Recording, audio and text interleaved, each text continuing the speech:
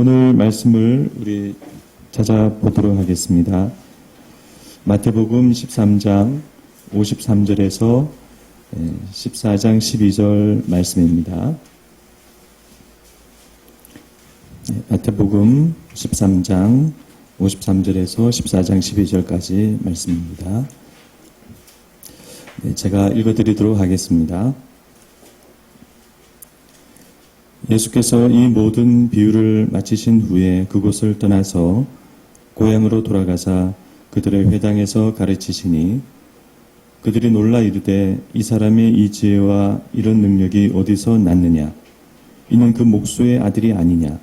그 어머니는 마리아, 그 형제들은 야고보, 요셉, 시몬, 유다라 하지 않느냐? 그 너희들은 다 우리와 함께 있지 아니하냐? 그런즉 이 사람의 이 모든 것이 어디서 났느냐 하고 예수를 배척한지라. 예수께서 그들에게 말씀하시되 선지자가 자기 고향과 자기 집 외에서는 존경을 받지 않음이 없느니라 하시고 그들이 믿지 않음으로 말미암아 거기서 많은 능력을 행하지 아니하시니라. 그때 분봉왕 헤롯이 예수의 소문을 듣고 그 신하들에게 이르되 이는 세례요한이라. 그가 죽은 자 가운데서 살아났으니 그러므로 이런 능력이 그 속에서 역사하는도다 하더라. 전에 헤롯이 그 동생 빌립의 아내 헤로디아의 일로 요한을 잡아 결박하여 옥에 가두었으니 이는 요한이 헤롯에게 말하되 당신이 그 여자를 차지한 것이 옳지 않다 하였습니다. 헤롯이 요한을 죽이려 하되 무리가 그를 선지자로 여김으로 그들을 두려워하더니 마침 헤롯의 생일이 되어 헤로디아의 딸이 연석 가운데서 춤을 추어 헤롯을 기쁘게 하니 헤롯이 맹세로 그에게 무엇이든지 달라는 대로 주겠다고 약속하거늘 그가 제 어머니의 시킴을 듣고 이르되 세례요한의 머리를 소반에 얹어 여기서 내게 주소서 하니 왕이 근심하나 자기가 맹세한 것과 그 함께 앉은 사람들 때문에 주라 명하고 사람을 보내어 옥에서 요한의 목을 베어 그 머리를 소반에 얹어서 그 소녀에게 주니 그가 자기 어머니에게로 가져가니라. 요한의 제자들이 와서 시체를 가져다가 장사하고 가서 예수께 아뢰니라. 아멘. 네, 오늘 이 본문 말씀 가지고 세례 요한의 죽음과 하나님의 뜻 이런 제목으로 말씀을 나누고자 합니다. 마태는 하나님의 나라 비유 후에 예수님의 갈릴리 사역을 이어서 계속 말하고 있습니다. 사람들은 예수님의 계속된 갈릴리 사역에 다양한 반응을 보였습니다. 관심을 갖기도 하고 또 무관심하기도 하고 적대적이기도 했습니다. 그러나 시간이 흐를수록 예수님께 관심을 갖고 따르는 사람은 줄어들고 대부분은 무관심하거나 적대적이었습니다. 예수님의 고향 마을에서도 마찬가지였습니다. 예수님은 고향 나사렛을 방문하시고 그간의 성공적인 갈릴리 사역을 배경으로 이제는 선생으로서 그 마을 회당에 서셨습니다. 그러나 고향 사람들은 예수님을 배척하였습니다. 이는 그 목수의 아들이 아닌가. 그 어머니도 우리가 알고 그 형제들도 우리가 알고 또 그 누이들은 지금 결혼해서 이 마을에 우리와 같이 살고 있는데 이 사람이 말한 이 모든 것이 과연 어디서 왔단 말인가. 이렇게 그들은 예수님을 거부했습니다. 예수님은 그들의 거부를 이제 뒤로 하고 떠나시게 되는데 예수님은 이제 회당과 결별하고 이제 다시는 회당에 서시는 일이 없게 됩니다. 그러나 사람들의 반응이 어떻든 예수님의 이름과 사역은 갈릴리에 널리 퍼졌습니다. 이제 예수님의 소문은 그 지역을 다스리는 분봉왕 헤롯에게까지 전해졌습니다. 이 헤롯은 헤롯 안디바라는 인물입니다. 예수님 당시 갈릴리 지역의 통치자였죠. 그는 얼마 전에 유대 백성들이 존경하며 따르는 세례 요한을 처형한 바 있습니다. 그는 그렇지 않아도 유대 백성의 반감과 원성을 사고 있었는데 세례 요한을 처형한 일로 더욱 원성을 사게 되었습니다.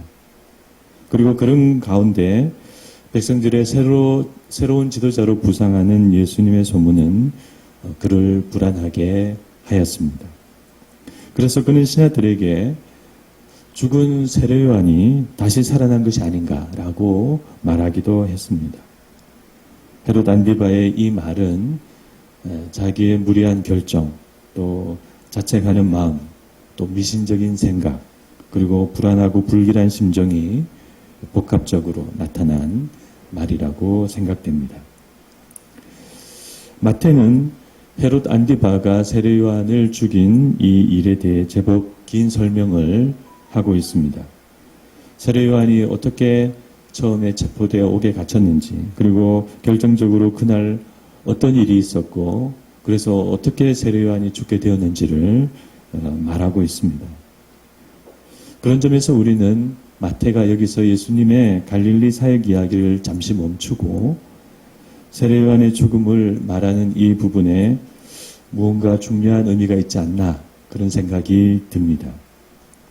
마태는 왜 예수님의 세례 요한의 죽음을 예수님의 사역 중간에 이야기를 끊고 이렇게 비중 있게 말하고 있는 걸까요? 그래서 오늘 설교는 우리도 마태처럼 잠시 멈추어서서 이 세례 요한의 죽음을 살펴보고자 합니다.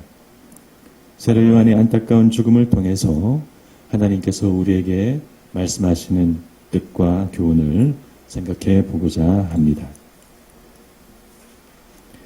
우선 마태가 세례 요한의 죽음을 이 마태복음 안에서 비중 있게 다루는 이유는 크게 두 가지라고 생각됩니다.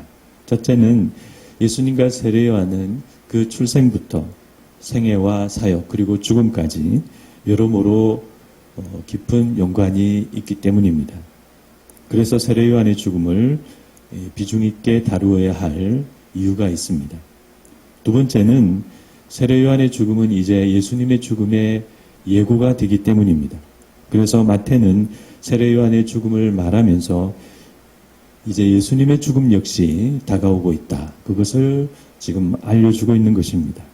그래서 일종의 복선이죠. 그런데 오늘 우리는 이와 같은 마태의 이 마태복음을 기록하는 의도와 별개로 세례 요한의 죽음 자체를 살펴볼 필요가 있습니다. 세례 요한은 너무나 훌륭한 분이죠. 예수님에게 가려졌지만 구약의 마지막 선지자였고 또 신약의 새 시대와 예수님의 앞길을 예비한 그런 선지자였습니다. 또 특별한 삶을 살았고 그리고 그 사역 끝에 안타까운 순교를 한 그런 분이죠. 그래서 우리가 꼭 알아야 할 사람입니다. 세례 요한은 사실 출생부터 남달랐습니다. 그의 출생은 천사에 의해 예고되었죠. 그래서 남다른 출생과 성장을 한 그는 당시에 피폐해질 대로 피폐해진 시대와 그 백성들을 예언자의 눈으로 바라보았을 것입니다. 그리고 그는 어느 날 빈들에서 하나님의 말씀이 임하여서 공식적으로 선지자로 그 직분을 받게 됩니다.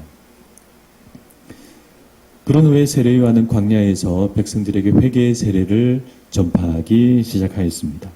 그리고 그것은 당시 하나님의 말씀에 갈급했던 백성들을 각성하게 했고 그 결과 수많은 백성들이 그에게 나와 세례를 받고 그의 메시지를 들었습니다. 그런데 그는 그와 같은 자신의 사역이 한편으로는 메시아를 위한 사역임을 알고 있었습니다. 그리고 마침내 그날 그는 자신에게 세례를 받기 위해 나오시는 예수님을 만났습니다. 그는 자신의 제자들에게 이렇게 말하죠. 하나님의 어린 양을 보라. 그는 흥하여야 하겠고 나는 쇠하여야 하리라. 그렇게 말합니다. 그런데 세례 요한은 그 후에도 여전히 자신의 사역을 묵묵히 감당해 나갔습니다. 자신을 따르는 제자들과 공동체를 만들고 금식 등 경건 생활을 가르치고 또 신앙적인 여러 가지 규율과 가르침들을 제자들에게 전수했습니다. 그래서 그는 놀라운 예수님의 사역과 별개로 그렇게 자기 자리에서 자신의 사역을 수행했습니다. 그는 여전히 유대 백성들의 대중적인 지지를 받는 영향력 있는 선지자였기 때문입니다. 그리고 어느 날 세례요한은 갈릴리의 통치자 헤롯 안디바를 비판하는 그런 말을 하게 됩니다. 헤롯 안디바가 자기의 본부인을 버리고 그의 이복 형제였던 헤롯 빌립 1세와 이혼한 헤로디아와 결혼하였기 때문입니다. 이 헤롯 빌립 1세는 이두메 지역을 다스렸던 헤롯 빌립 2세와 달리 별다른 공직을 갖고 있지 않았던 그런 인물입니다. 그래서 아마 정치적인 야심이 있었던 이 헤로디아는 그런 자신 남편을 버리고 헤롯 안디바를 선택한 것 같습니다. 한편 여기서 세례요한이 왜 유대인이 아닌 헤롯 안디바와 헤로디아를 왜 유대 율법에 근거해서 비판하였는지는 조금 의문스럽습니다. 그렇지만 아무튼 그들의 그런 모습은 통치자로서의 올바른 모습이 아니었기 때문에 세례요한이 이를 비판한 것으로 여겨집니다. 이에 따라 헤롯 안디바와 헤로디아는 세례요한의 이 비판을 그냥 보고 있을 수 없었습니다. 그것은 정치적인 사안이었고 해결해야 하는 정치적인 문제였습니다. 그래서 헤롯 안디바는 즉각 세례요한을 체포하여 감옥에 가두고 그를 어떻게 처리할지 이제 고심하게 됩니다. 그런데 세례요한을 미워하고 이 일을 심각한 일로 여긴 사람은 헤로디아가 더 컸던 것 같습니다. 그래서 헤로디아는 주저하는 헤롯 안디바와 달리 세례요한을 신속하게 처리해야 한다고 생각했고 세례요한을 죽일 계획을 세웁니다. 그래서 바로 헤롯의 생일날 자신의 딸 살로메를 보내어서 그 잔치 자리에서 춤을 추게 하고 헤롯의 허락을 이제 받아내는 것이죠. 그 작전은 완벽하게 성공합니다.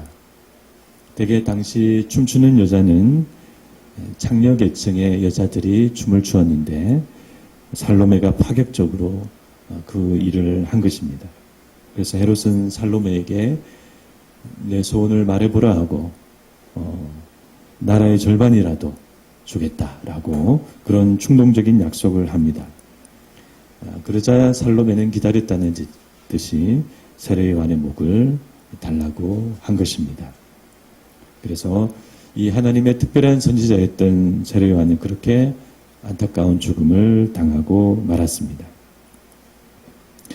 우리는 이와 같은 세례요한의 안타까운 죽음을 보면서 그의 죽음을 어떻게 이해해야 하는지 그 안타까운 마음과 함께 강한 의문도 들게 됩니다. 하나님의 특별한 종인 세례요한이 헤롯과 헤로디아와 같은 악인의 한낱 정치 행위와 또 여흥거리로 죽음을 맞이해야 하는가 그런 점입니다. 그러려고 하나님은 세례요한의 출생에 천사를 보내셨다는 말입니까? 그러려고 하나님은 그 아이의 성장과 미래를 축복하시고 예언하셨다는 말입니까? 그러려고 세례요한은 광야에서 약대 털옷을 입고 메뚜기를 먹으면서 하나님의 말씀을 선포하였다는 말입니까? 그렇게 하루아침에 권력자의 노리개와 희생양이 될 사람을 왜 하나님은 예수님의 앞길을 예비하는 특별한 선지자로 세웠던 것일까요? 하나님은 의로운 자기 종을 어떻게 그렇게 악인의 손가락 하나와 고갯짓 하나에 쉽게 죽게 하신 걸까요? 죽음도 다 같은 죽음이 아닌데 고작 한 여자아이의 춤값으로 죽는 보잘것없는 죽음이 되게 하신 것일까요? 우리는 세례요한의 안타까운 죽음을 보면서 이런 허탈한 마음이 들지 않을 수 없습니다.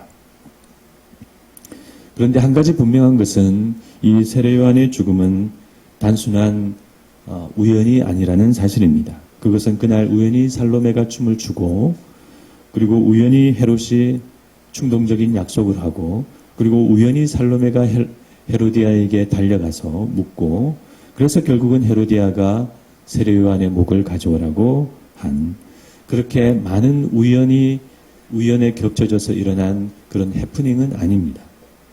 그 사건은 세례요한이 백성을 대표해서 권력자의 비리와 잘못을 지적했기 때문에 결국 일어나게 된 필연적인 사건입니다. 그래서 비록 그 죽음은 안타까운 죽음이지만 선지자다운 죽음이라고 우리가 생각할 수가 있습니다. 그러나 어쨌든 우리는 그의 죽음이 선지자다운 죽음이라고 하더라도 어떻게 그런 귀한 하나님의 종이 그렇게 가볍게 죽어야 하는지 받아들이기가 어렵습니다. 그런데 더 큰 문제는 그렇게 되면 과연 하나님의 뜻은 어떻게 되는가, 이런 문제가 생깁니다. 세례요한의 죽음은 단지 그의 죽음이 안타깝고 초라하는 것이 문제가 아니라, 그렇다면 과연 하나님의 뜻은 이 악하고 부조리한 세상 속에서 세워질 수 있다는 말인가? 그런 문제가 되는 것입니다.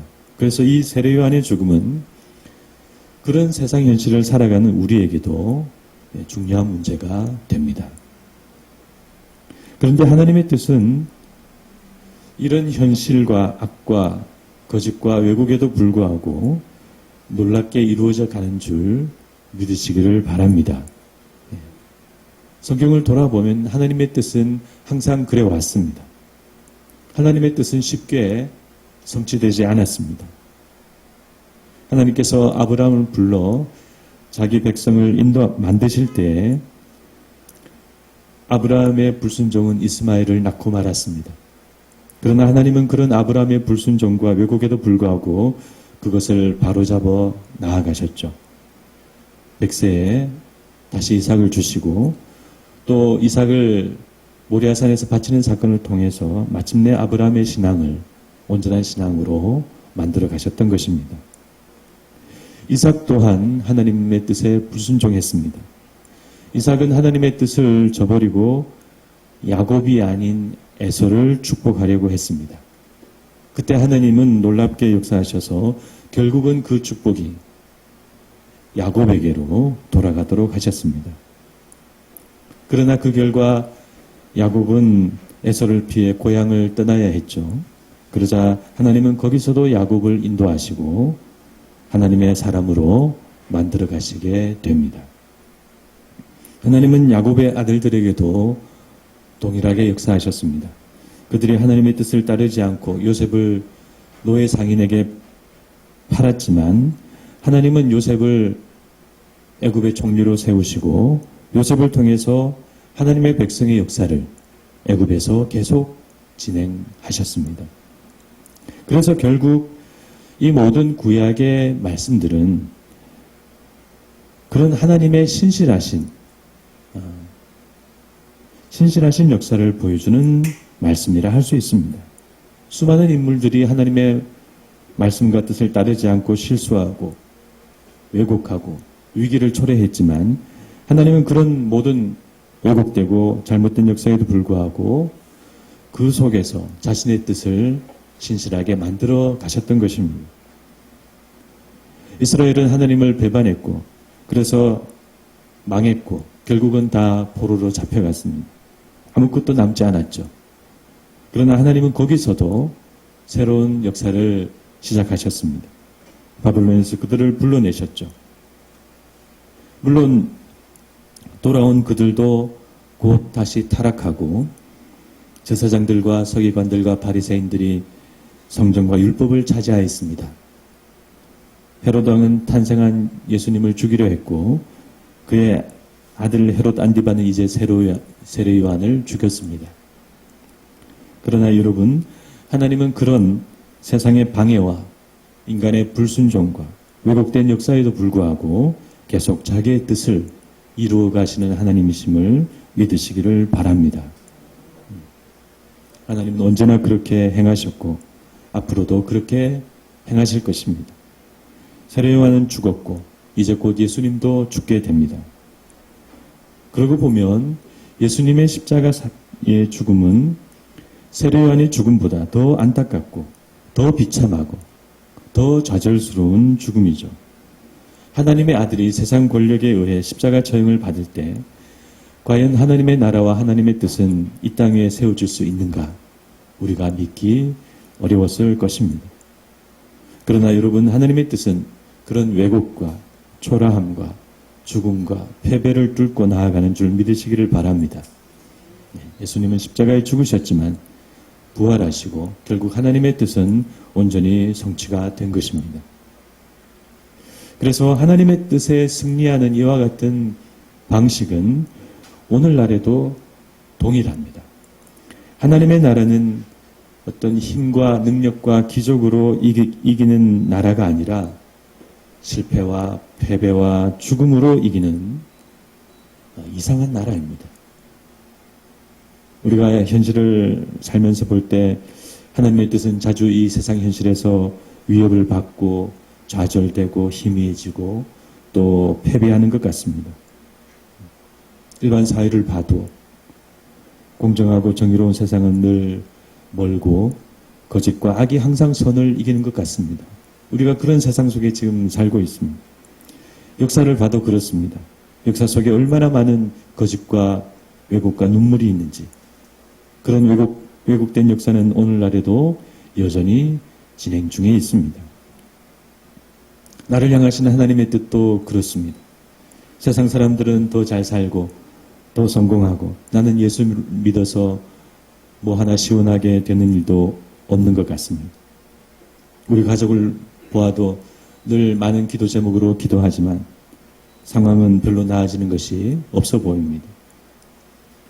그래서 하나님의 나라와 평안과 소망은 내 심령과 우리 가족과 우리 교회에 임한다고 하지만 그것이 잘 믿어지지가 않습니다. 그러므로 이런 세상 현실과 역사와 나의 모습을 보면 우리는 하나님을 믿고 있기는 하지만 과연 하나님의 뜻이 이 세상 속에 성취되고 있고 성취될 수 있는가 하는 그런 현실적인 그런 강한 의문이 들게 되는 것입니다. 그러나 여러분, 자신의 목적을 이루어 가시는 하나님의 뜻을 믿으시기를 바랍니다. 하나님의 나라도 믿으시기를 바랍니다. 그 나라는 항상 커지고 성장하는 하나님의 나라입니다. 한번 우리 가운데 심겨지면 스스로 자라나는, 스스로 하나님의 목적을 성취하게 계속해서 성장해가는 그런 하나님의 나라입니다. 우리 안에 그것이 심겨지는 것이 쉽지는 않지만 그러나 한번 심겨진다면 하나님의 나라는 자랍니다. 나를 향하신 하나님의 뜻도 성취되고 우리 가족을 향하신 하나님의 뜻도 성취되고 우리 교회와 이 세상을 향하신 하나님의 뜻도 성취되어 가는 것입니다. 비록 우리 눈에는 잘 안 보이지만 하나님의 뜻은 우리의 답답한 현실과 이 세상의 악하고 모순된 현실 속에서도 전진하고 나아가고 있습니다. 우리는 그런 하나님의 뜻을 믿고 하나님 앞에 나오는 그런 사람이 되어야 합니다. 제 고향이 경북 영주인데 거기에 저희 이모님 한 분이 살고 계십니다.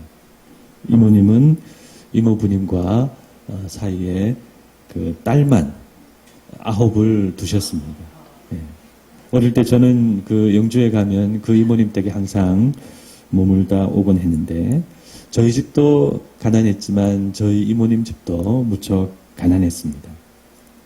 그래서 이모부님이 뭘 하셨냐면 혼자 돈을 버셨는데 이모부님은 그 시절에 강원도 황지에서 광부를 하셨습니다. 황지는 지금 태백시가 이제 되었죠. 그래서 식구들은 많고 또 다 딸들이고 또 뭐 다 그냥 평범한 딸들이에요. 똑똑하거나 뭐 재주가 있거나 그렇지 않고 다 그냥 평범한 9명의 딸들인데 그래서 물론 다 착하고 교회를 다니고 예수님을 믿기는 했지만 그래서 어릴 적에 제가 생각을 해봐도 이모님 가정은 참 암울했습니다. 식구는 많고 가난하고 다 딸들이고 특별한 재주도 없고 그래서 저희 어머니는 형제 중에 제일 가난한 그 이모님과 동병상련의 마음으로 같이 늘 이야기를 나누곤 했습니다. 지금 이모부님은 이제 돌아가셨지만 그 평범했던 9명의 딸들이 지금 전국 각지에서 다 잘 살고 계십니다. 예. 미국으로 가서 사는 누님도 있고, 특히 셋째 누님은 영주에서 두 번째로 큰 교회의 목사 사모가 되었습니다. 예. 제가 그 누님을, 셋째 누님 제가 알거든요. 특별한 신앙이 없었어요. 그냥 교회 다니는 그냥 처녀였는데, 어떻게 하다가 목사님을 만나 결혼하고, 그 목사님이 영주에서 두 번째로 큰 교회의 담임 목사가 이제 되신 거예요. 그래서 제가 이제 가끔 한번 그 누님들을 이렇게 보면 이제는 집안이 혼해졌습니다. 예전엔 좀 암울하고 어두웠던 가족이었는데 세월 속에 한 사람 한 사람이 하나님의 복을 받아서 이제는 밝고 건강하고 오옅한 집안이 이제 되었습니다. 그 9명 중에 8째가 저와 동갑이고 9째가 저보다 이제 동생이 되는 나이인데 지난번에 제가 보고 놀랐습니다. 얼마나 얼굴이 편안하고 좋아졌는지 관상이 이제 바뀐 거예요. 예, 정말. 저는 하나님의 씨가 그 이모 부님과 이모님의 어려운 가정에 떨어져서 아름다운 열매를 맺었다고 믿습니다. 비록 그때는 잘 몰랐지만 하나님의 씨가 그 집안에 떨어져서 계속 자라고 있었던 것입니다. 그러므로 여러분 하나님의 뜻을 믿으시기를 바랍니다. 지금 나의 현실이 어려워도 답답해도 이 세상과 사회의 현실이 답답해도 하나님을 믿고 기도하고 오늘을 살아가면 하나님의 뜻은 성취가 되는 것입니다. 말씀을 맺고자 합니다. 비록 세례 요한은 헤롯과 헤로디아의 한낱 정치 행위로 보잘것없는 죽음을 당했지만 세례 요한을 세우신 하나님의 뜻은 그 죽음을 온전히 통과하여 성취의 열매를 맺었습니다. 세례 요한이 얼마나 훌륭한 스승이었던지 그의 제자들은 그 후에도 자신들의 공동체를 계속 지켜나갔습니다. 계속 모였습니다. 그래서 나중에 사도행전에 보면 세례 요한의 제자들이 나오는데 그 제자 몇 명이 에베소에서 사도 바울을 이제 만나게 됩니다. 사도 바울이 그 사람들을 보고 분명히 하나님을 알고 하나님을 믿는데 어디까지 안냐 하니까 세례 요한의 세례까지만 안다는 거예요. 그래서 사도 바울이 예수님의 이름으로 세례를 주고 안수해서 기도하니까 하나님의 성령이 그들에게 임한 그런 말씀이 있습니다. 비록 세례 요한은 죽었지만 하나님의 구원의 역사는 예수님을 통해 온전히 성취되어 갔고 자신의 제자들도 그렇게 훌륭하게 신앙을 지킨 그런 사람들이 되었던 것입니다. 그래서 아무쪼록 여러분들도 어렵고 힘든 현실에 굴하지 마시고 하나님의 뜻을 믿고 하나님의 나라를 믿으시기를 바랍니다. 그리고 하나님 나라의 씨를 계속 심으시기를 바랍니다. 그러면 하나님께서 아름답게 열매 맺게 하실 것입니다. 기도하시겠습니다.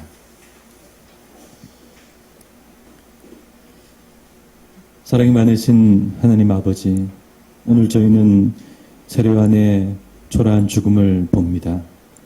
우리가 인간적인 눈으로 이 말씀을 보면 그 위대한 선지자가 그 악한 헤롯과 헤로디아에 의해서 그 농간에 의해서 죽는다는 것이 너무 슬프고 답답하지만 그러나 하나님께서는 그런 세례 요한의 죽음을 통해서 그런 패배를 통해서 하나님의 뜻을 변함없이 성취하여 가셨습니다. 하나님 우리가 그것을 보게 하여 주시옵소서. 하나님께서는 자기의 뜻을 이루어 가시는 분이심을 저희들 믿고 오늘 나의 모습과 현실과 우리 가족과 오늘 이 시대의 현실 속에서도 낙담하지 않게 하여 주시고 하나님을 믿고 기도하고 묵묵히 우리의 삶을 우리의 사명을 지켜나가는 저희들 되게 하여 주시옵소서. 하나님의 뜻이 온전히 성취될 것을 믿습니다. 그런 고백을 하며 살아가는 저희 모두가 되게 하여 주시옵소서. 지금은 우리 주 예수 그리스도의 크신 은혜와 하나님 아버지의 무한하신 사랑과 성령님의 감화 감동 교통하심이 하나님의 뜻의 성취를 믿고 오늘을 살아가고자 하는 여기 있는 모든 분들 머리머리 위에 지금부터 영원토록 함께 있을지어다. 아멘.